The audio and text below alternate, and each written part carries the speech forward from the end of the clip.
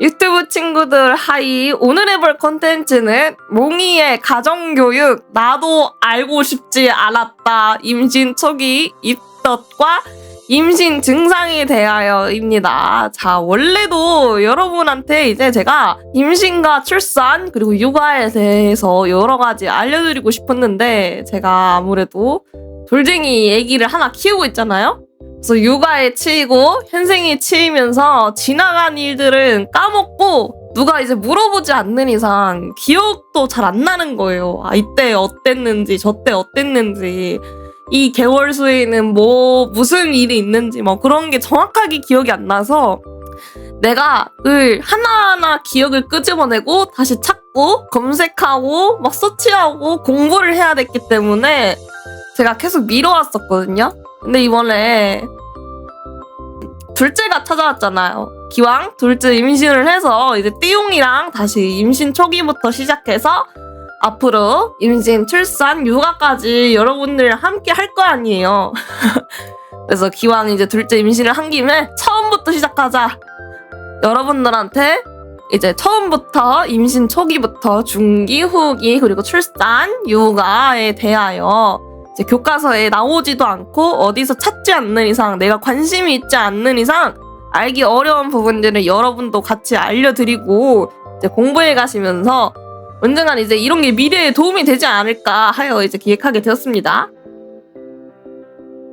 자, 근데 이제 내가 그렇게까지 리얼하게 가져온 건 아니긴 한데 혹시 이제 그런 게 있을 수도 있잖아요. 임신과 출산, 육아에 대한 환상이 있는데 이 영상을 보고 너무 리얼하게 알려줘서 이제 앞으로 임신도 못하겠고 출산도 못하겠고 육아도 못하겠어요. 무서워요. 이런 마음은 갖지 않으셨으면 합니다. 이런 영상을 보고 그렇게 무섭다고 안 할 거면은 원래 그 사람들은 내가 말한 게 아니었어도 애초에 애초에 임신, 출산, 육아 무섭다고 안 할 사람들 아니었나 싶기도 하고요. 그냥 이제 이런 영상이 어린 친구들한테는 임신, 출산이라는 것에 대한 경각심을 심어주고 계획이 있는 부부한테는 미리 알고 준비할 수 있는 기회가 되었으면 합니다. 아무튼 앞으로 정기 컨텐츠로서 임신부터 출산, 육아까지 몽이의 가정교육 컨텐츠 제1화 시작합니다. 후! 자, 이제 첫 번째죠. 여러분들이 이제 아셔야 될 거. 임신의 기초 상식. 임신 주스는 0일에서 6일이 일주일입니다. 저희는 보통 1, 2, 3, 4, 5, 6, 7 해서 이렇게 7일을 일주일이라고 얘기하죠. 여기서는 0에서 6일이 일주일이에요. 그럼 6일까지밖에 없는 거예요? 이게 아니라 0일, 1일, 2일, 3일, 4일, 5일, 6일 이렇게 해서 7일이 한 주인 거예요. 7일은 맞는데 1일부터 세는 게 아니라 0부터 세서 6까지만 세가지고 7일을 세는 거고요. 예를 들어서 이제 3주 6일이다. 그럼 다음날 3주 7일로 넘어가는 게 아니라 4주 0일로 넘어가는 거예요. 그렇게 주수를 계산하는 거예요. 다음에 이제 임신 주수 계산은 어떻게 하냐? 마지막 생리 시작일입니다. 끝난 날 아니에요. 마지막 생리 시작일 기준으로 계산을 하는데요. 마지막 생리 시작일이 만약에 4월 10일이었고 관계일이 4월 20일이었다. 그럼 다음 4월 관계일이 4월 20일이니까 4월 20일에 맞춰서 임신 주수를 계산해야 될 것 같잖아요. 근데 그게 아니라 우리가 관계한 날에 착상이 됐을지 아니면 그 다음에 됐을지 아니면 다른 관계일이 됐을지 우리가 어떻게 알아요? 그걸 모르니까 개개인마다 다 다른 거를 우리가 한 명 한 명 알 수가 없으니까 그냥 마지막 생리 시작일을 기준으로 임신을 했다고 가정을 하고 그때부터 주수를 이제 세는 거예요. 그래서 가끔 이제 병원에 가면은 우리가 만난 지 2주가 됐는데 임신 4주 차라고? 어떤 놈이야? 이런 해프닝이 생기지 않아야겠죠?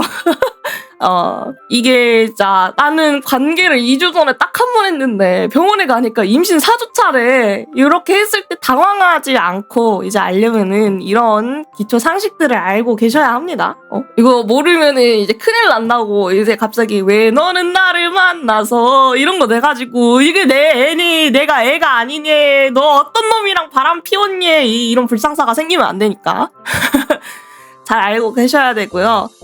꼭 기억하셔야 돼요. 이거 은근히 트러블 많거든요. 이거 모르는 사람들.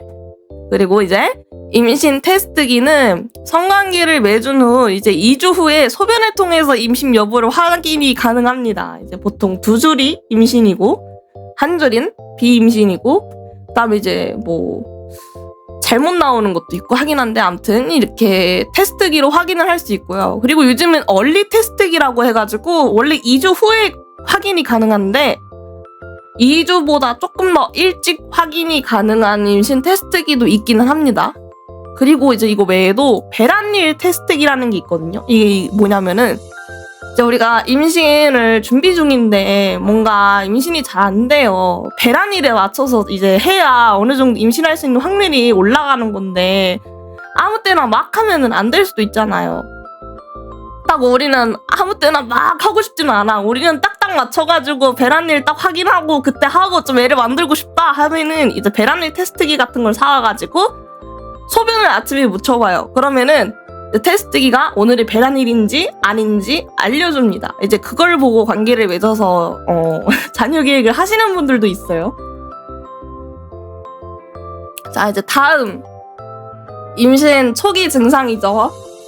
자, 1번 미열, 으슬으슬한 몸살 기운. 이게 진짜 여기 1, 2, 3, 4 제가 읽어드리겠지만, 자, 1번 미열 으슬으슬한 몸살 기운, 2번 두통 어지럼증, 3번 아랫배 가슴 통증, 4. 질 분비물 증가, 5번 소화불량 소변이 자주 마름, 6번 설사, 7번 기초체온 증가, 8번 입덧 시작 빈혈증 생기고요, 9번 가슴이 커지고, 10번 피부 트러블이 생기고, 11번 이제 피로감, 속쓰림, 변비, 가스가 참, 뒤집어서 못 누움. 이 중에서 14번 빼고 이제 심한 사람들은 이 13번까지가 항상 생리할 때마다 느끼는 증상이에요. 저 같은 경우에는 이 모든 게 생리할 때 느끼는 증상이었거든요.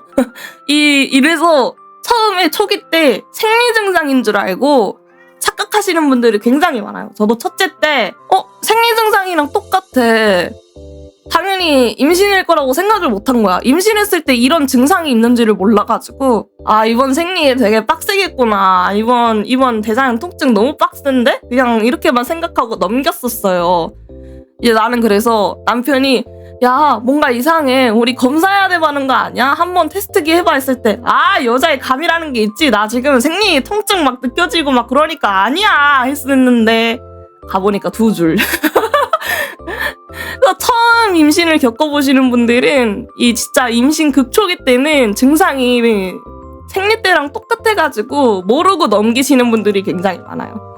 그래서 임신 급초기 때 술 마시고 뭐 놀이기구 타고 이런 거 별거 다 즐기시다가 뭔가 이상해서 나중에 병원에 갔더니 임신이래. 이래서 이제 자책하시는 분들도 굉장히 많은데, 만약에 우리가 관계를 했는데 이런 증상이 있다 하면은 그냥 아, 나 임신 아니야 하면서 막 넘기지 말고, 이거 생리 증상이야 하면서 막 넘기지 말고, 뭔가 이상해 그러면은 바로 이제 테스트기를 해보시는 걸 추천합니다.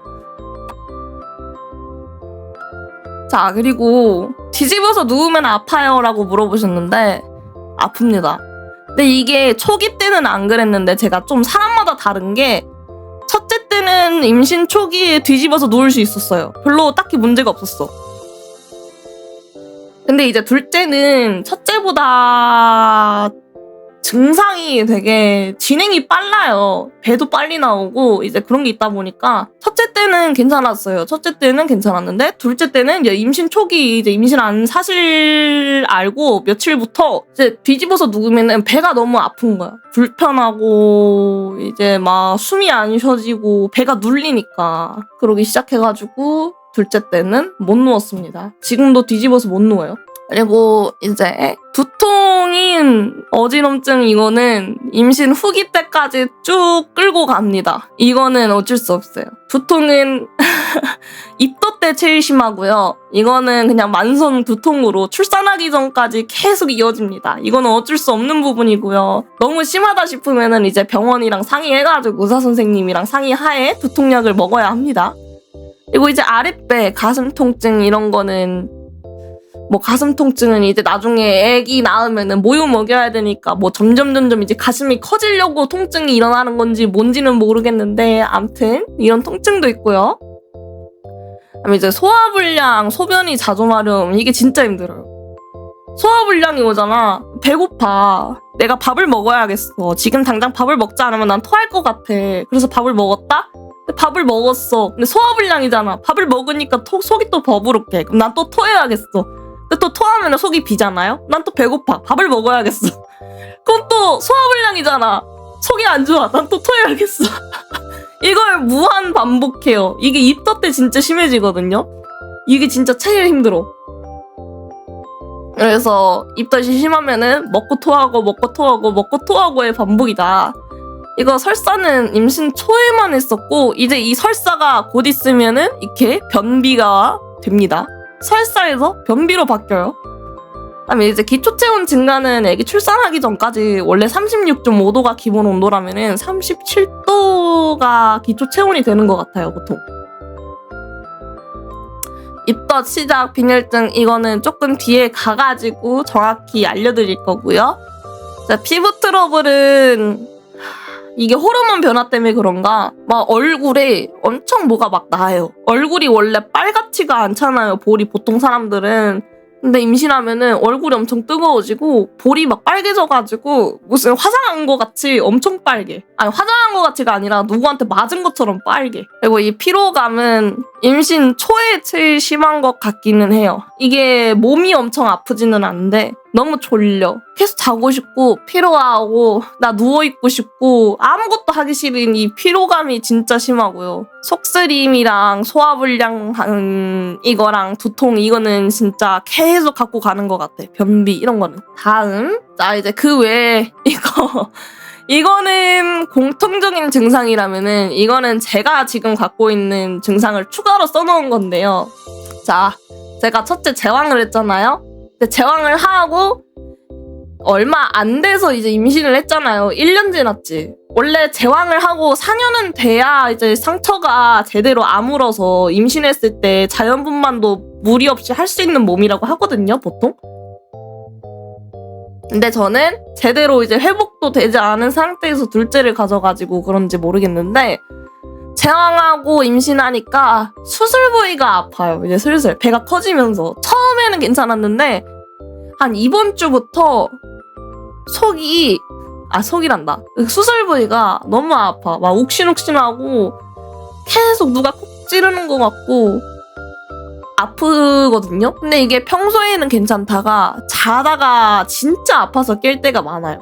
진짜 악소리 지르면서 너무 아프다. 이거 누가 방금 내 배 때린 것 같다 싶을 정도로 아파서 깰 때가 많고요. 이거 속이 쓰려서 쌤. 이거는 쌤이 아니라 겜. 내가 오탄한 거. 쏘리. 아 고쳐. 안 고쳐지나? 잠깐만. 왜 안 고쳐져? 안 고쳐지네?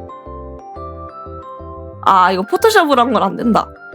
아무튼 속이 쓰려서 깨는데 속이 쓰려서 깨는 게 이제 보통 제가 먹덧을 하고 있어요. 입덧 중에서도. 근데 먹덧은 이제 입 안에 음식을 넣고 속 안에 이제 채워지지 않으면은 속이 엄청 쓰리거든요. 여러분들이 진짜 배고프면은 속이 쓰리잖아요. 속 쓰려갖고 아 배고파서 배 아파 이런 느낌 아시는 분들 있나? 아무튼 배고파서 배 아픈 느낌이 있거든요. 그게 진짜 심하게 느껴져가지고 그냥 배고파서 배 아파 이 정도가 아니라 누가 자꾸 내 위에다가 염산을 들이붓는 것 같아. 누가 막 들이붓고 바늘로 막 계속 막 긁는 것 같고 이제 그런 느낌이 들어요. 이런 속이 쓰림 때문에 평소에는 배고프다고 해서 막 일어나고 그럴 일이 없는데 임신하고 나서는 배고파서 깨. 속이 쓰려서. 배고파서 깨고 속이 쓰려서 깨고 그 다음에 이제 울렁거리잖아. 입덧을 하고 있으니까. 토하려고 또 깨. 그다음에 이제 첫째 때는 없던 게 생겼거든요. 둘째 때. 역류성 식도염이라는 거를 제가 처음 지금 겪어보는데 하도 토를 해가지고 목이 엄청 긁히다 보니까 역류성 식도염이 생겼어요. 그래서 이것 때문에 위랑 목이 타들어가는 느낌이 막 자꾸 들어가지고 깨고 그다음에 이제 뭐 임산부들은 가스가 계속 차요. 가스가 가득 차서 배가 부풀어 오르는데 이제 그게 방구가 나오든 뭐 트름이 나오든 해야 되잖아. 근데 그렇게 해결이 안 돼요. 그래서 계속 부풀어 오르니까 아파서 깨. 그리고 이제 다리가 저리고 머리가 저리고 허리가 저리고 막 계속 저려가지고 간질간질 저리는 느낌 때문에 에이씨 하면서 깨고, 그 다음에 또 숨이 막혀서 깨. 배가 커지면서 이제 장기들을 누르고 명치를 누르기 시작하니까 이게 숨이 막혀서 깨요. 다음, 자, 이제 둘째 초음파 사진 제가 보여드리려고 하는데, 이거가 4월 2일, 대충 3주 6일이라고 생각했는데 의사쌤이 이제까지 생각했던 거에서 이틀 플러스 하라고 하셔가지고 이틀 플러스해서 아마 4주 1일차였을 거예요. 이때가 이게 피검사 수치가 뭐냐면은 10 피검사를 했을 때 10 이상이면 임신이거든요. 근데 저는 이제 170.67이 나왔어요. 이날 바로 병원을 가서 초음파로는 임신 확인이 불가능한 정도여가지고 아기집도 안 보이고 하니까 피검사를 했는데 딱 170.67이 나와가지고 임신이 확정됐었고요. 그 다음에 이 수치가 1500은 넘어가야 아기집이 보여서 이거 하고 다음 주인가? 가가지고 아기집을 확인했던 것 같습니다. 맞네. 이거 3주 6일인데 이때 4주 6일 이제 가가지고 아기집 확인했고요. 그 다음에 이때는 진짜 아기 집만 있었고 아무것도 안 보이다가 이제 5주 4일 보면은 여기 동그란 거 보이시죠? 이게 아기가 아니라 난황이라는 거거든요. 아기에게 영양소를 이렇게 주는 난황이 먼저 생겼고, 그다음에 또 6주 2일차인데 이제 이 옆에 아기가 생겼어요. 이 하얀 거, 왼쪽에 있는 하얀 게 아기예요. 오른쪽은 난황이고, 이제 아기가 생겼고 6주 차에. 그다음에 이제 8주 5일차에 또 가보니까 이제 아까 그 조그만한 게 젤리곰이 된 거예요. 이제 태아가. 이제 이때부터는 이제 난황이 안 보이죠. 이때부터는 이제 난황이 없어지고 탯줄이 연결되기 시작하는 거예요. 엄마랑. 이 전까지는 탯줄이 없고 난황에서 엄마의 영양소를 받아가지고 아기가 큽니다. 이때부터는 이제 탯줄이 연결돼가지고 엄마에게서 직접 영양소를 받기 시작하는 거고요. 자, 이제 다음 입덧의 종류 정말 많습니다. 종류는 정말 다양한데 먹덧, 토덧, 냄새덧, 채덧, 양치덧, 침덧, 물덧, 분수토 이렇게 있는데 제가 이제 대중적인 것만 갖고 왔고요. 더 있긴 있어요.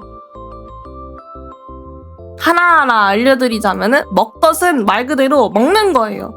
먹지 않으면은 울렁거리고 입에 음식이 뭐라도 있어야 울렁거리지 않고 속이 차 있어야 덜한 거. 속이 안 차 있으면은 바로 그냥 이제 토하고 울렁거리고 쓰러지고 난리 나는 거고, 토덧은 말 그대로 입덧만 입덧만 있는 사람들은 그냥 계속 우욱거리면서 그냥 울렁거리기만 하고 좀 피곤하고 이런 것만 있는데, 토덧은 토하는 거예요. 말 그대로.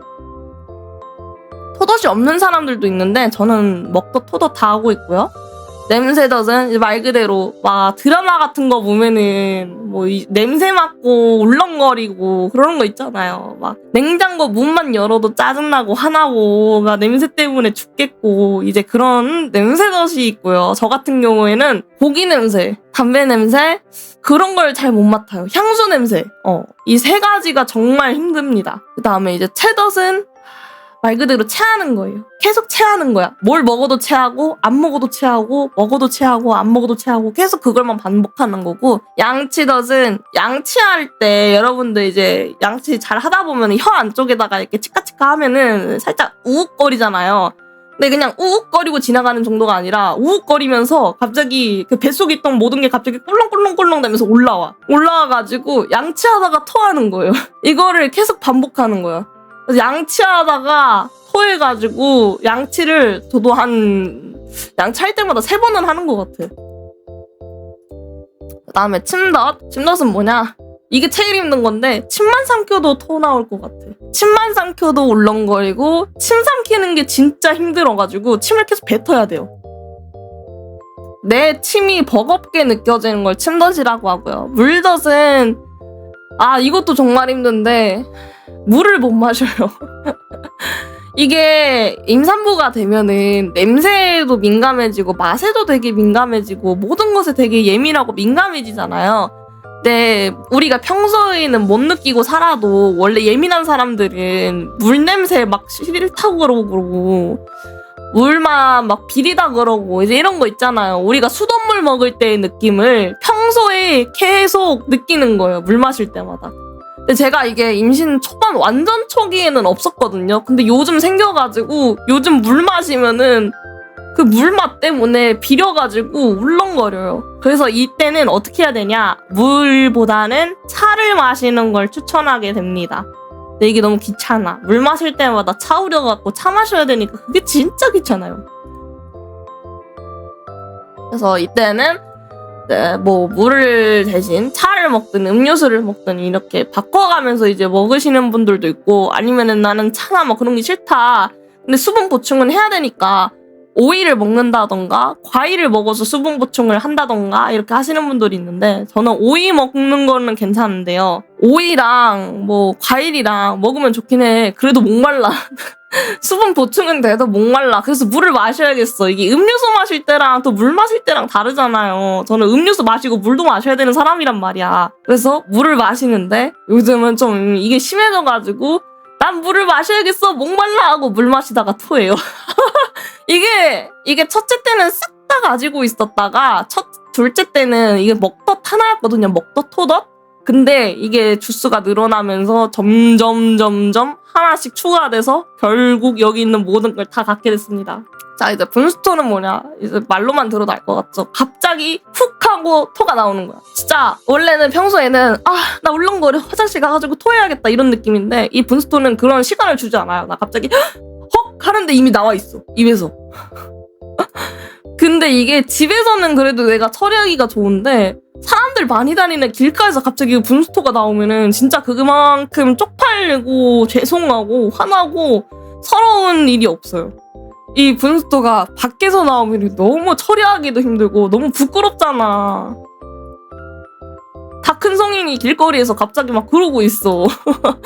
물론 이제 임산부인 걸 아시면 사람들이 웬만하면은 봐주시긴 하는데, 배가 나온 것도 아니고 임산부 배지를 맨날 들고 다니는 것도 아니니까 사람들이 봤을 때 조금 그렇잖아요. 누가 보면은 술 마시고 나와가지고 저러는 것 같잖아.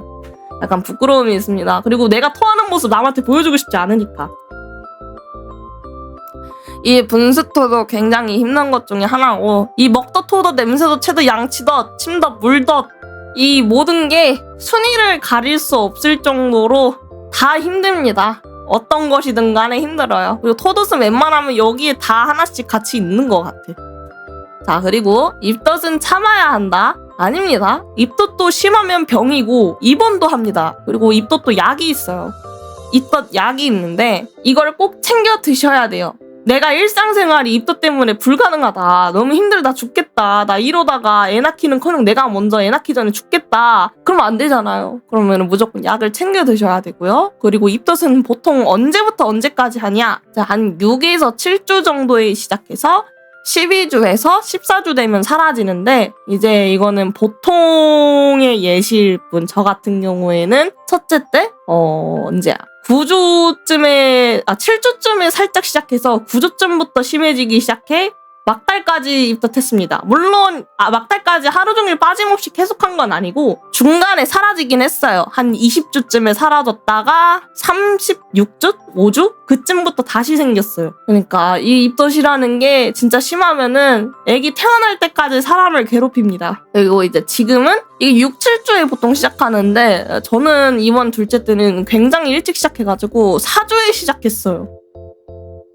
4주에 시작해서 지금 입덧 피크를 찍고 있는 중이라 이제 슬슬 이제 피크 찍고 이제 내려가는 중인 것 같거든요, 다시. 그래서 아마 지금이 한 11주 정도 되니까 한 14주, 15주면 되면은 사라질 것 같긴 해요. 12주에 사라지길 바라고 있고, 입덧약도 이제 입덧이 이제 어느 정도 나이가 괜찮아졌다 하면은 그때부터는 뭐 4개 먹던 걸 3개로 줄이고 3개에서 2개, 2개에서 하나 이렇게 천천히 끊는 거예요. 한 번에 끊으면은 입덧약으로 버티던 거를 갑자기 다음날에 그 한 번에 이제까지 막아줬던 그 후폭풍을 한 번에 맞아요. 그래서 한 번에 끊으면 안 되고 천천히 하나씩 단계별로 끊어야 합니다. 그리고 이제 이 끊는 과정이 제일 힘들어요. 이때 못 끊고 결국 막달까지 약을 먹는 사람들이 굉장히 많은데 그 과정을 잘 버텨야 하는 이유가 있습니다. 자, 이게 있던 약이거든요. 이게 디클렉틴, 아미렉틴, 이게 입덧 수액인데 이거는 입덧 수액 사진이 아니고요. 제가 제왕절개 했을 때 입원했을 때 사진이긴 한데 수액 사진을 찾을 수가 없어가지고 임시로 대체로 그냥 해놓은 사진이고요. 실제 입덧 수액은 노란색이요. 비타민 같은 그런 수액일 거예요. 아마 어떤 수액인지 제가 정확히는 모르겠지만 아무튼 입덧 수액이라는 게 있습니다. 자, 그리고 디클렉틴, 아미렉틴이 뭐냐? 제가 알기로는 디클렉틴이 이게 원조였던가? 아, 이게 우리나라에서 만든 거였나? 헷갈리네 갑자기. 어디 보자. 아미렉틴이 원조인가? 제가 알기로는 디클렉틴이 우리나라에서 만든 거고요. 아미렉틴이 외국에서 제일 첫 번째로 원조로 만든 입덧약인 걸로 알고 있는데 이 입덧약이랑 디클렉틴이랑 성분은 같아요. 똑같은데 이건 우리나라에서 만든 거고 이 다른 나라에서 만든 거고 이 약은 디클렉틴이란 약보다 살짝 비싸요. 그리고 디클렉틴이라는 이 약이나 아미렉틴이나 약이 비쌉니다. 약이 하나에 얼마냐? 대충 2,000원 가량 하는 것 같은데 약 가격. 여기 있다. 보통 이 디클렉틴이라는 약이 1,600원 합니다. 한 알에. 그럼 이 한 알에 1,600원 하는 약을 보통 2주에서 3주 정도 끊거든요. 그러면 한 28알? 그 정도 있어요. 한 번에 이제 하루에 4알씩 먹기도 하면은 그 2주치를 끊어도 일주일이면 먹을 때도 있고 제가 한 28알 정도 처방을 받았거든요. 그러면은 28 곱하기 1,600원은 44,800원이죠. 이거 한 통 28알 들어있는 거에 44,800원 하는 거예요. 약이 보험이 안 됩니다. 무조건 본인 부담이어가지고 이 입덧약이라는 게 굉장히 비싸다 보니까 아무래도 부담감이 있잖아요. 그래서 웬만하면은 내가 진짜 심해가지고 아무것도 못 먹고 죽겠다 싶은 정도가 아니면은 끊는 게 좋아요. 왜냐면 비싸니까. 그리고 이제 이 디클렉틴이 좀 말이 안 되는 사람은 아미렉틴이 조금 더 효과가 좋기는 하대요. 살짝 비싼 대신 이 디클렉틴을 먹고 효과가 없다 하는 사람들은 아미렉틴을 먹기도 하고요. 그다음에 입덧 수액은 언제 쓰냐? 내가 입덧약을 먹고도 효과가 없고 내가 지금 3주 동안 물 빼고 아무것도 섭취를 못하고 계속 토만 했다. 내가 지금 영양소가 너무 딸리고 일주일 동안, 며칠 동안, 30일 동안 내가 지금 거의 5, 6kg는 빠진 것 같다. 임신 전보다.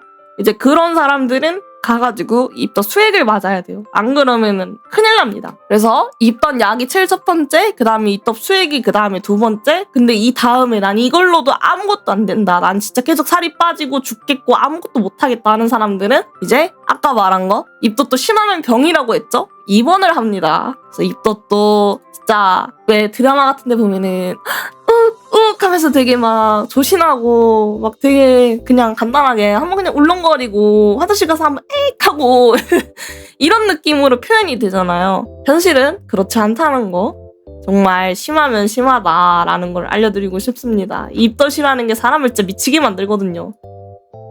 그래서 제가 임신했을 때 이거 입덧 말고도 힘든 게 되게 굉장히 많았는데 솔직히 출산하고 나니까 기억나는 게 임신했을 때 입덧이랑 그 환도가 선다라고 하거든요. 그 골반 쪽이 서가지고 걷지도 못하던 거 이 두 가지 빼고는 기억이 안 나는 거야. 그 두 가지의 고통이 제일 컸으니까. 그래서 사람들이 항상 임신했을 때 어떤 게 힘들었는지 기억 못하고 입덧만 아니면은 임신할 만한데 이러거든요. 그럼 막상 또 다음에 이제 임신하잖아.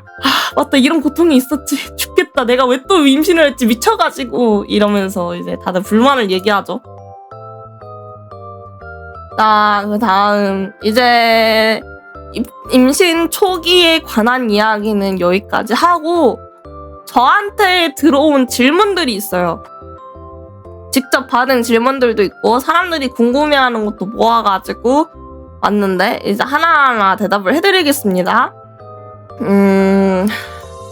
자, 첫째 때랑 많이 다른가요? 다릅니다. 확실히. 첫째 때 입덧이 심한 사람은 둘째, 셋째 때 입덧이 덜한 사람들도 있고, 첫째 때 입덧이 없던 사람들은 둘째 때 갑자기 입덧이 생기는 경우도 있고, 애기마다 다르거든요. 저는 수박이 때는 아예 아무것도 못 먹고 살이 계속 빠졌었어요. 왜 태명이 수박이인지 항상 제가 설명을 하죠. 임신했을 때, 입덧할 때 먹을 수 있는 게 수박 말고는 아예 없었다.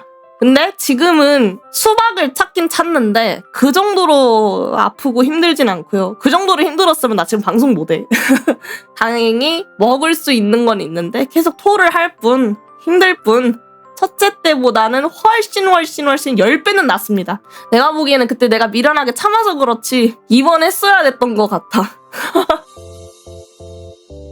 자, 그리고 이제 첫째보다 둘째가 진행이 빠르다 그래요. 배도 빨리 나오고 확실히 느낍니다. 첫째 때는 초기에 막 그렇게 입덧 말고는 크게 느껴지는 게 없었어요. 근데 둘째는 배가 벌써 불편합니다. 임신한 지 4주차 때부터 배가 불편해지기 시작했어요. 내 장기에서 뭔가 일어나는 게 원래 예민한 사람들은 느끼는데 저 같은 경우는 되게 민감하지 않고 둔감해가지고 내 뱃속에서 무슨 일이 일어나는지 태동도 제대로 못 느끼고 아무것도 몰랐는데 둘째 때는 너무 예민해져서 내 뱃속에서 뭔가 일어나고 있어. 이건 임신인 것 같아. 난 당장 테스트기를 해야겠어 해가지고 임신인 걸 알 정도로 되게 예민합니다. 엄청 예민해져가지고 내 뱃속에서 뭐가 꿀렁꿀렁 대면서 뭔가 일어나고 있다는 게 자꾸 느껴져서 기분 나쁘고 배도 원래 말이 나온 건 아니에요. 살짝 나왔는데 첫째 때보다 훨씬 빨리 나오고 있는 게 보이고요. 그다음에 굉장히 이제 장기가 점점 이제 자궁이 커지면서 위로 가다 보니까 이제 장기들이 다 눌려요. 그리고 이제 명치도 눌리기 시작해요. 그 느낌이 굉장히 빨리 오기 시작했어요. 그래서 첫째랑 둘째랑은 확실히 다르다는 거. 자, 두 번째 질문. 입덧 많이 심한가요? 없던 입덧을 하고 있나요? 원래 이걸 적을 때까지만 해도 저는 먹덧, 토덧밖에 없었거든요. 먹덧, 토덧밖에 없었는데 지금은 다 합니다. 먹덧, 토덧, 냄새덧, 채덧, 양치덧, 침덧, 물덧, 분수토 결국 다 합니다. 그래도 다행히 첫째 때보다는 조금 더 괜찮고 뭔가 곧 있으면 입덧 괜찮아질 것 같은데? 라는 게 느껴지기 시작했어요. 첫째 때는 진짜 이게 언제 끝나지? 난 언제까지 이렇게 버텨야 되지? 라면서 되게 암울하고 좀 앞이 안 보이고 깜깜하고 그랬는데 지금은 느껴집니다. 대충 언제쯤 끝나겠다. 그런 게 느껴지더라고요. 그리고 그래도 첫째 때보단 나은 거지 입덧은 여전히 힘듭니다. 방송 키고 나면은 제가 집중을 하니까 괜찮은데 방송 키기 전에 이 자리에 앉아서 방송을 키기 전까지가 정말 힘들어요. 입덧 때문에. 아무튼 그렇습니다. 자, 지금 이제 세 번째 질문. 제일 땡기는 음식과 지금 못 먹는 음식. 제일 땡기는 음식은 수박입니다. 제가 그래서 이번에도 원래 음식 이름으로 애기 태명을 지어주고 싶었던 게 이번에 땡기는 음식이 생기면은 지어주려고 했지만 이번에도 수박이 땡겨가지고 결국 먹는 걸로 태명을 지어주지 못했죠. 그 다음에 이제 지금 못 먹는 음식 고기 먹는 게 제일 힘들고 밥이요. 밥은 그래도 처음에 먹었는데 요즘은 쌀밥 먹는 게 너무 힘들어요. 현미밥은 목 아파서 진짜 못 먹고 쌀밥은 뭐라 해야 되지? 입에 들어가는 순간 뭔가 계속 울렁거린다고 해야 되나? 내가 그렇게 밥에 미친 여잔데 밥을 그렇게 없으면은 고기 먹는데 밥 없으면은 밥 먹은 것 같지가 않고 치킨 먹고 나면은 밥을 안 먹었으니까 방금 치킨은 간식이고 약간 이런 느낌이었단 말이에요. 밥을 꼭 먹어야 배가 차고 밥을 먹었다라는 그 든든함이 있는데 지금 밥 먹는 게 힘들어가지고 오히려 밥보다 면을 조금 더 선호하는 것 같아요. 물론 면도 먹긴 힘들긴 합니다. 그리고 이제 고기가 처음에는 모든 걸 못 먹었었거든요. 그냥 고기 하면 아무도 못 먹어서 삼겹살, 닭고기, 소고기 다 생선 상관없이 아무것도 못 먹었는데 지금은 그래도 그나마 양념된 고기는 먹기 시작합니다. 물론 이제 제육볶음 이런 거는 아직 힘들긴 한데 간장불고기 이런 거 살짝 먹고 제일 그나마 문제없이 먹는 거 LA 갈비 같은 거 뜯어먹는 먹는 고기 있죠. 그런 거 그나마 잘 먹어요. 근데 아직 삼겹살이라던가 소고기 이제 구워 먹는 거 이런 거는 아직 그 잡내 때문에 먹기 힘듭니다. 이 잡내가 없어지고 좀 이제 입덧이 이제 괜찮아져야 고기를 먹을 수 있을 것 같은데 첫째 때는 거의 그냥 출산하기 전까지 고기 못 먹었던 것 같아요. 면은 아예 못 먹었고 하여튼 그렇습니다. 자, 이제 네 번째 질문. 물냄새가 브랜드마다 심하게 느껴지나요? 제가 브랜드별로 막 먹는 건 아닌데 에비앙 같은 거 있잖아요. 미네랄 물? 제가 원래도 미네랄 물 그 비린내라고 해야 되나? 비린 맛이라고 해야 되나? 아무튼 그 특유의 그 미네랄 맛 되게 싫어하거든요. 지금 더 그러는 것 같아요. 아니 내가 미네랄 물을 싫어하는 건지 지금 일반 물을 못 먹는 건지는 모르겠는데 암튼 그 원래 물맛보다 지금 물맛이 더 역하게 느껴지고 더 심하게 냄새가 나는 것 같고 뱃속에 막 들어가면은 막 갑자기 뱃속 끝에서부터 막 꿀렁꿀렁꿀렁 울렁울렁거리면서 막 올라오고 이제 그런 게 심해요. 그래서 지금은 웬만하면은 차를 끓여서 먹는 걸 선호하고 있긴 합니다. 매실차를 먹는다거나 아니면은 뭐 페퍼민트 차를 마신다거나 이제 임산부가 못 먹는 차들이 되게 많아요. 이제 카페인이 들어가 있는 차도 있고 태아에게 해로운 차도 있고 이제 임산부가 먹으면 안 되는 차들이 되게 많은데 그걸 피해가지고 임산부에게 좋은 차를 골라서 먹어야 조금 낫습니다. 그냥 물만 먹으면은 토할 때가 많아요, 요즘은. 입덧 대처식품 소개해주세요.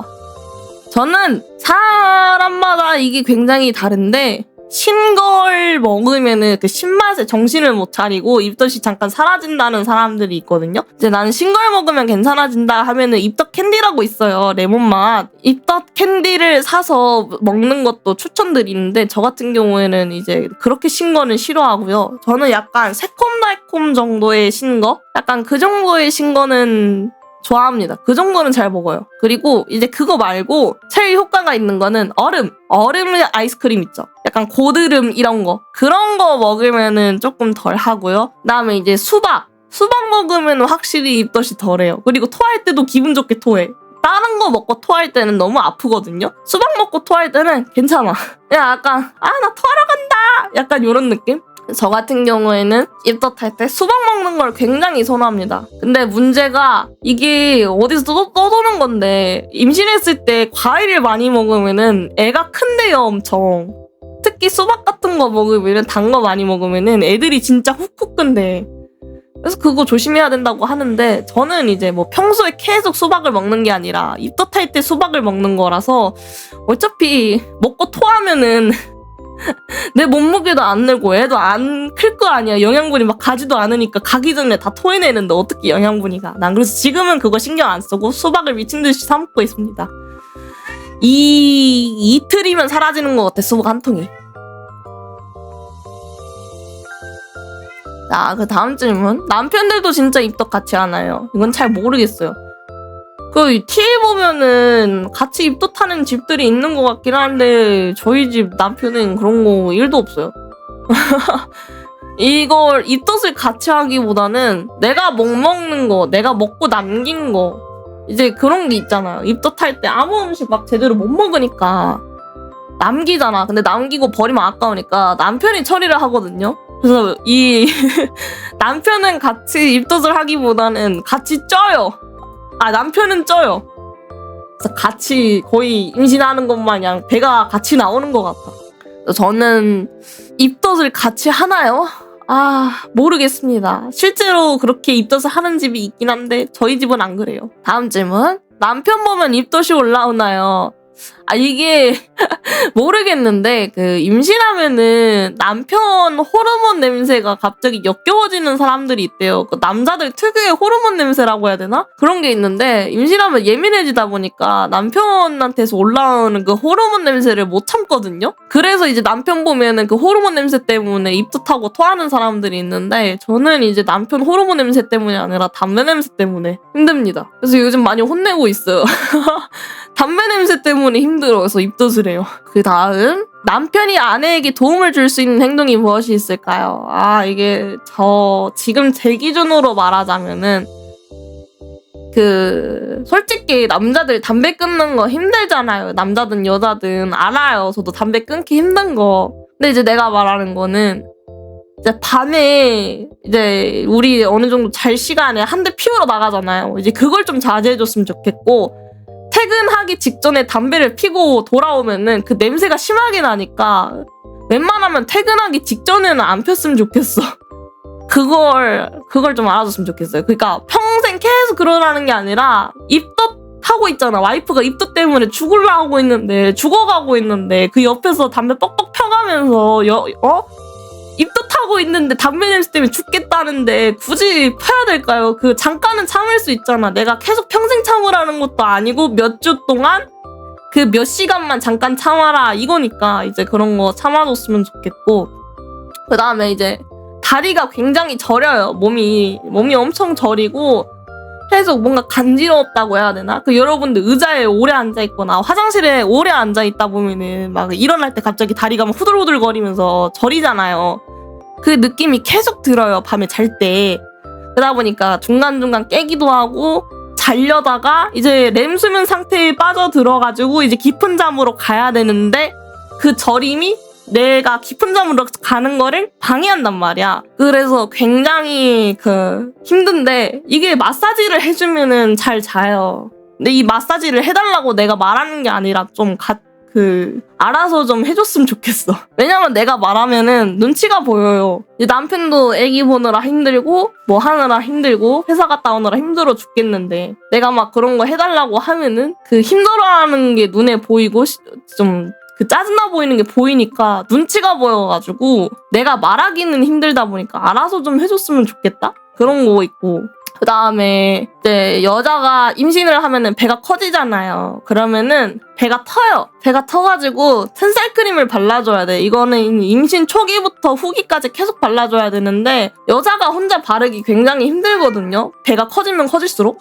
그래서 좀 이제 남자가 이제 좀 발라주고, 그리고 우리가 애기 낳고 나면은 둘만의 시간을 보낼 수가 없잖아요. 그렇게 잠깐이라도 튼살크림 발라주는 그 순간만이라도 좀 대화하고 이렇게 스킨십도 하고 좀 이제 발라주고 그런 거를 이제 할 수 있으면 좋을 것 같고, 안 발라줘요가 아니라 이제 알려주는 거예요. 직접적으로 이제 도움을 줄 수 있는 행동이 무엇인지.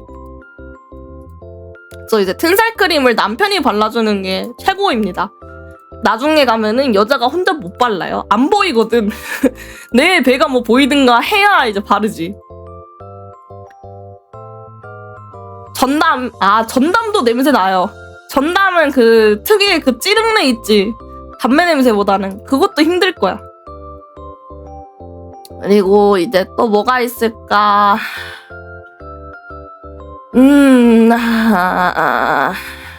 액상형은 괜찮아요. 액상형은 괜찮아. 액상형은 약간 과일 냄새 나가지고 그나마 딱히 별 생각 없어요. 그냥 약간 껌 먹고 난 느낌? 또 껌 먹고 났을 때 냄새 맡는 느낌이라 액상형은 확실히 괜찮아. 전담이랑 일반 연초는 힘들어요. 근데 웬만하면 안 피는 걸 추천하죠. 어차피 나중에 애기 낳고 담배 펴봤자, 그리고 임산부가 옆에 있는데 담배 펴봤자 냄새 때문에 그러는 게 아니라 피고 시간이 지나서 와도 이제 우리가 같이 붙어 있잖아요. 그러면 간접 흡연이 돼요. 냄새가 안 나도 간접 흡연이 돼. 그래서 웬만하면 끊는 게 좋긴 하죠. 근데 그게 안 되는 걸 아니까 최소한의 방법으로 냄새라도 안 나게 해라, 이제 이런 얘기를 하는 거고, 그 다음에 또 뭐가 있을까? 이게 저는 첫째가 있어서 해당이 안 되는데 둘만의 시간을 많이 갖는 게 정말 좋아요. 애기 태어나기 전에 여행 많이 다니고, 이게 태교 여행이라는 게 있잖아요. 이게 되게 허황되고 임신한 게 뭐 대수냐 싶다 하면서 싫어하는 사람들이 굉장히 많은데, 왜 굳이 임신했다고 태교 여행까지 가? 뭐 신혼여행도 가고 태교 여행도 가야 되고 뭐 다 가야 돼? 이런 식으로 말하는 사람들이 있는데, 태교 여행은 와이프 때문에도 있지만 뱃속에 있는 애기한테 막 좋으라고 가는 게 목적이긴 한데, 솔직히 그런 것보다 애기가 태어나면 둘만의 시간을 가질 수가 없어요. 아기가 태어나고 몇 년 동안은 아기를 맡기고 가지 않는 이상 여행을 못 가. 그러니까 아기가 태어나기 전에 마지막으로 둘이서 알콩달콩하게 다녀올 수 있는 마지막 기회라는 뜻이거든요, 태교 여행이. 그런 의미에서 아기 태어나기 전에 태교 여행이라고 그냥 하고 좀 많이 놀러 다니고 국내든 해외든 상관없이 그냥 근처 1박 2일 이렇게 갔다 오고 캠핑도 다녀보고 둘을 위해서 갔다 오는 게 태교 여행이니까 태교 여행이라고 하면서 태교 여행을 왜 가? 하면서 막 그렇게 막 부담스럽게 생각하지 말고 그냥 둘만의 여행이라고 마지막으로 갈 수 있는 마지막 기회라고 생각하고 갔다 오는 걸 추천합니다. 또 뭐가 있을까? 그리고 이제 아무래도 이제 호르몬이 변화되면서 저도 진짜 처음에는 이해가 안 갔었거든요. 옛날에는 아니 뭐 인간이 호르몬의 노예도 아니고 아무리 호르몬이 분비되고 우울하다고 해서 그렇게 막 하고 자기 감정 조절 못하고 그런 거 진짜 이해 안 간다. 저도 이렇게 생각을 했었는데 막상 그게 임신을 하면은 달라요. 근데 나도 그런 건 이해가 안 가지. 막 호르몬의 노예가 진짜 돼가지고 막 안 하던 막 물건을 던진다거나 막 악쓰고 화내고 막 그런 걸 한다던가 이제 그런 거는 이해를 안 가는데 어느 정도는 참을 수 있지만 기분이 갑자기 우중충해지고 막 갑자기 눈물이 나고 이런 거는 확실히 제어가 안 돼요. 그러니까 최대한 나 왜 그러지? 하면서 나 눈물 나나 봐 하면서 좀 이제 바꿀 수는 있긴 하지만 갑자기 눈물이 쭈르륵 나고 막 우울해지고 이런 거는 어쩔 수 없는 부분이라서 쟤 왜 저래 이렇게 생각하지 마시고 아이고 우리 와이프가 지금 많이 힘들구나 하고 좀 해결을 해달라는 게 아니에요. 그냥 옆에서 그냥 같이 아이고 힘들었구나 하면서 그냥 토닥토닥 한두 번 해주면은 괜찮아져요. 이제 그것보다 심하다고 하면은 병원을 가야 되는 게 맞겠는데 이제 그런 거 아니면은 좀 같이 옆에서 토닥토닥 해주고 여행도 가주고 좀 해주면은 괜찮아질 거예요. 이제 보통 육아를 하면서 임신했을 때 이제 호르몬의 노예가 돼서 우울해졌다가 출산하고 나서까지 우울해지는 사람들의 경우는 보통 남편이 옆에서 임신했을 때 같이 좀 토닥토닥 안 해주고 T는 사이코가 아니니까 TF 그런 거 상관없이 그냥 좀 공감 안 해주는 거 있잖아요. 네가 무슨 지금 호르몬의 노예야 하면서 뭐 이해 못 해주고 이러면서 좀 도담 안 해주는 남편들이 있거든요.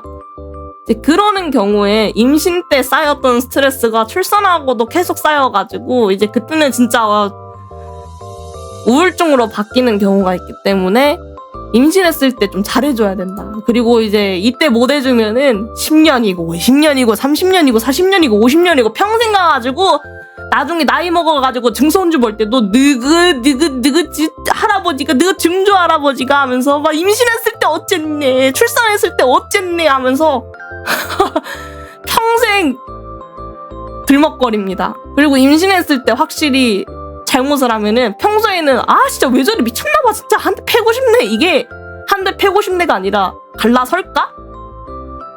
이걸로 바뀌어요. 이게 진짜 그만큼 호르몬이라는 게 굉장히 크게 느껴집니다. 그래서 이때 진짜 조심해야 돼요. 평생 갑니다. 이때 잘못해서 갈라서는 사람들도 있기 때문에 확실히 임신했을 때 진짜 조심해야 한다. 그리고 이제 그것도 있어요. 임신하면 아무래도 이제 새로 찾아온 생명이 너무 좋고 행복하고 기대되고 이제 그런 게 있다 보니까 와이프는 뒷전이 되고 막 애기 선물만 자꾸 사온다던가 애기만 얘기를 한다던가 와이프의 몸이 아니라 애기가 건강히 잘 태어나야 될 텐데 하면서 계속 이제 얘기하는 경우가 많아요. 주변에서. 그러면 이제 와이프는 보통 저는 안 그랬는데 좀 우울증이 생기는 사람들은 그런 얘기를 듣고 나는 애기 낳는 기계인가 봐. 아무도 나를 생각을 안 해주고 애기만 생각하네. 나는 이제 내 그 젊었을 적으로 절대 돌아갈 수 없나 봐 하면서 힘들어하는 사람들이 있어요. 내가 주변에서 봤거든. 그래서 좀 많이 챙겨주고 원래 내가 애정 표현을 못하는 사람이다 해도 애정 표현 한 번씩 해주고 내가 말하는 거는 뭐 이벤트하고 막 어디서 갑자기 꽃 사오고 이제 그런 게 아니라 사소한 거 하나하나 좀 챙겨주는 그런 사람이 돼주면은 확실히 임신기간 10달을 잘 버틸 수 있을 거예요. 평생을 그렇게 살라는 것도 아니고 임신했을 때 뿐만인 거니까 잘해준 것도 계속 기억나요. 당연하죠. 못해준 것도 기억나지만 잘해준 것도 기억나요. 왜냐면은 임신했을 때는 다 기억나거든. 모든 게 진짜 좀 극대화돼서 기억이 난다고 해야 되나? 잘해준 거 조그만한 건데 막 뭐 예를 들어서 화이트데이나 뭐 발렌타인데이 때 초콜릿을 사왔어.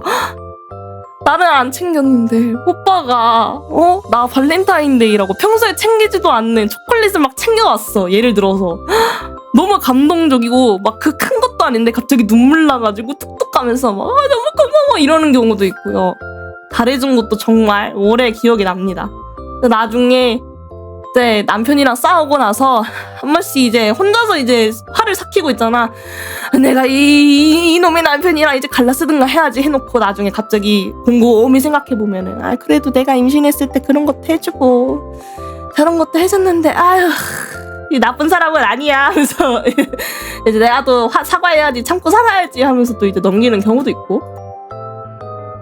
임신했을 때 잘해준 기억도 못해준 기억도 평생 갑니다.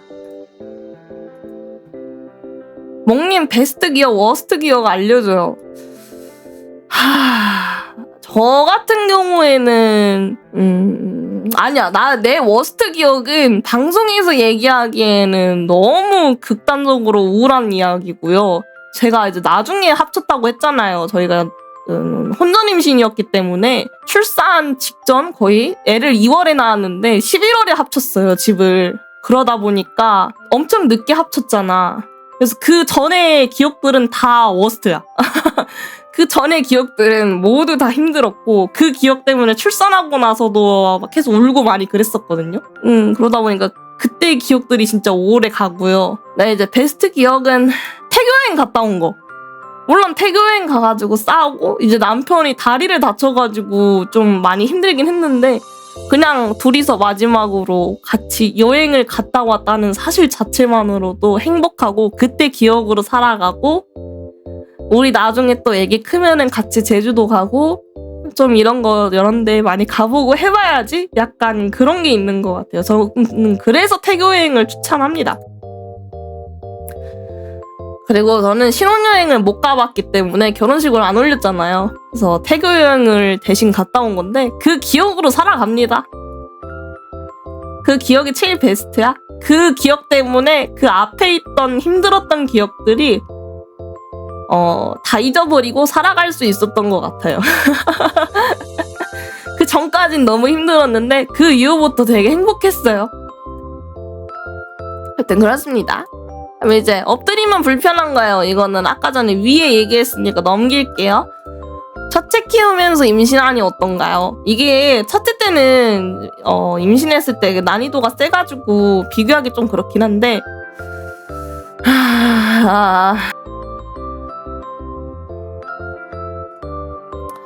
아무래도 이제 첫째가 어린이집을 가고 있어서 그나마 다행이긴 한데 임신을 하니까 몸이 무겁고 막 우울하고 그런 건 아닌데 좀 약간 뭐라 해야 되지? 어지럽고 울렁거리고 좀 그런 게 있잖아요. 입덧 때문에 너무 힘든데 애기 밥 챙겨주고 뭐하고 청소하고 하려고 하면은 할 수가 없어요. 애기 밥 챙겨주는 것만으로도 너무 그 힘이 붙여요. 입덧하고 있는 상태에서 애기 밥 챙겨주려니까 내 밥도 제대로 못 먹고 있는데 애기 밥은 어떻게 챙겨줘야 되고 하니까 힘들다가 이제 한 번씩 밤에 현타가 와요. 집이 진짜 더러워졌거든요. 저희가 둘째 생기고 나서. 그 전까지만 해도 깨끗하게 그나마 좀 해놓고 사는 편이었는데 둘째 생기고 우리 아들이 둘째가 생기는 걸 알았어. 분명 안 거 같아.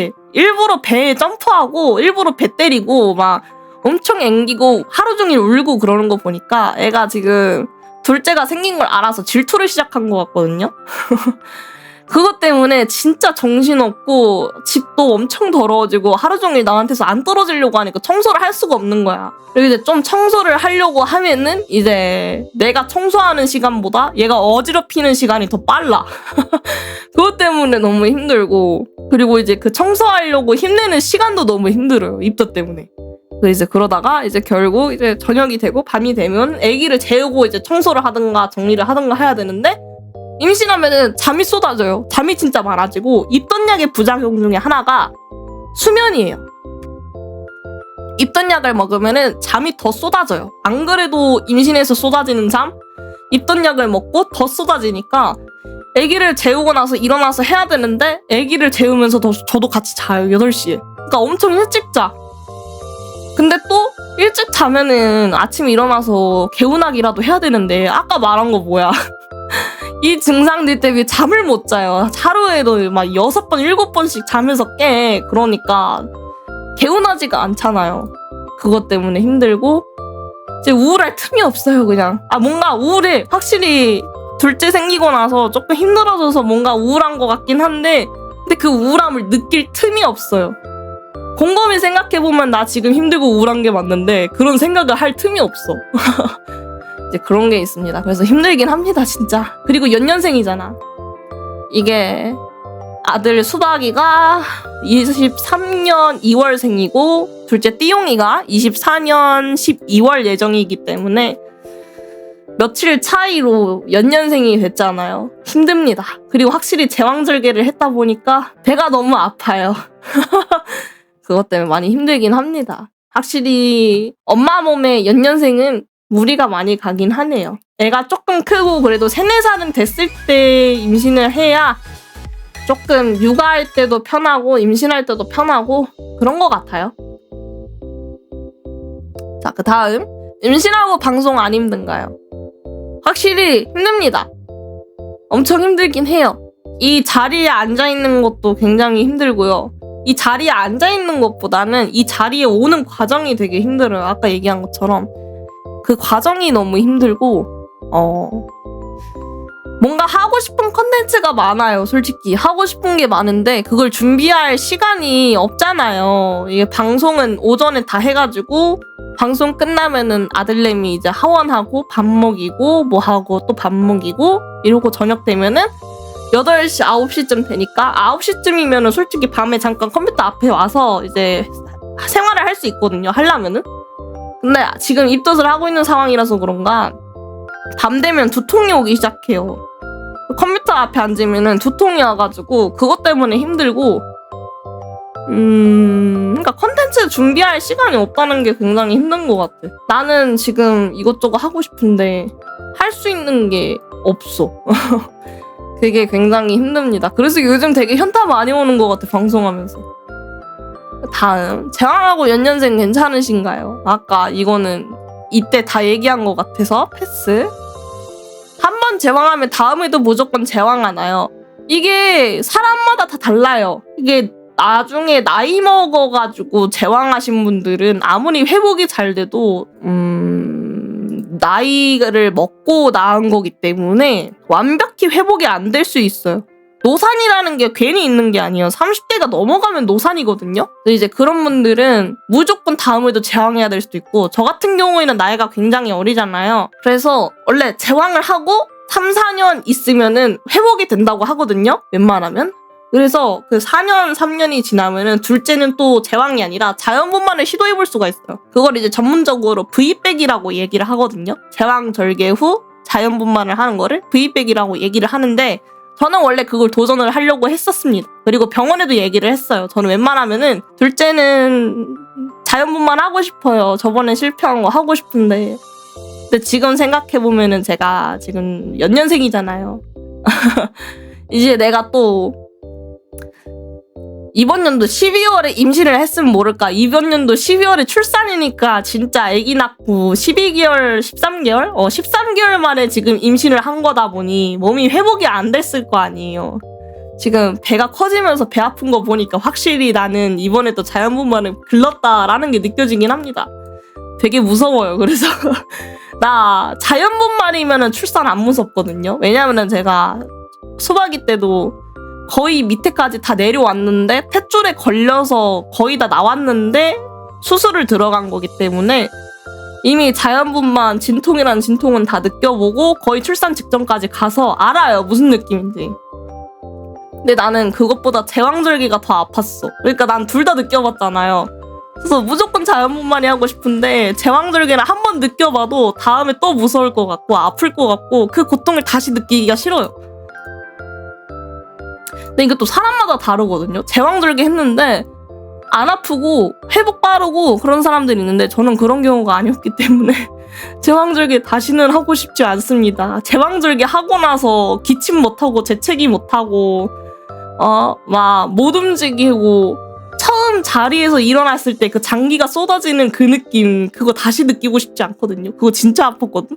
재채기 못하고 기침 못하는 게 제일 힘들었고, 그리고 이제 자연분만하면은 애기 낳고 바로 밥 먹을 수가 있어요. 그리고 이제 뱃속에 있던 애기가 이제 밖에 나와 있으니까 이제 뒤집어서 누울 수도 있고 이제 그렇게 좀 편한데, 제왕은 그게 안 돼요. 뒤집어? 너 어떻게 일어날 건데? 못 일어나? 그러면은 그래서 그런 것 때문에 제왕은 다시는 하고 싶지 않습니다. 저 같은 경우에는 제왕 하고 싶지 않아. 나 진짜 이번에도 제왕 하라고 하면은 날짜 잡고 울 것 같아. 무서워서. 하루하루 그 날이 다가올 때마다 무서워서 울 것 같아요. 자연분만 하라 그러면은 씩씩하게 갈 건데, 제왕절개 하라고 하면은 후덜덜덜 떨면서 다리 덜덜덜 떨면서 갈 것 같아. 그리고 내가 그것도 있어요. 내가 수술을 진짜 무서워해. 그냥 수술이 아니라 시술도 무섭고요. 몸에 칼 대는 것 자체가 진짜 무섭고요.